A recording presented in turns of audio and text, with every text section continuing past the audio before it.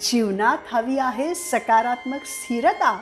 उत्तर आहे श्रीमद भगवद्गीता. भगवंत या भौतिक दृष्टीला अदृश्य असताना देखील मनुष्याला आध्यात्मिक उपदेशांचा लाभ मिळत आहे आणि मिळाला. या उद्देशाने कृपा निधान भगवंतांनी त्यांच्यापासून अभिन्न अशा भगवद्गीतेचा महान खजिना आपल्यासाठी मागे ठेवला. अर्जुनाने स्वतःच्या कानांनी भगवंतांच्या मुखातून भगवद्गीता ऐकल्यानं त्याला जो लाभ झाला तेवढाच लाभ गीतेच्या श्रवण पठणानं कलियुगातील भौतिकतेपासून मुक्ती इच्छिणाऱ्या प्रत्येकालाच मिळाला.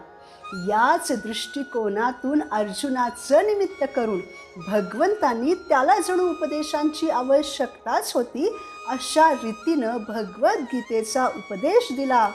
त्यामध्ये त्यांनी भगवान, आत्मा, प्रकृती, काळ आणि कर्म या महत्त्वाच्या विषयांचा प्रामुख्याने उहापोह केला. जीवनाच्या समस्यांवर उपाय शोधण्यासाठी केलेलं चिंतन म्हणजे ज्ञान, परंतु त्याच ज्ञानप्राप्तीची शुद्धावस्था प्राप्त करणे हाच आहे भगवद्गीतेचा प्राण.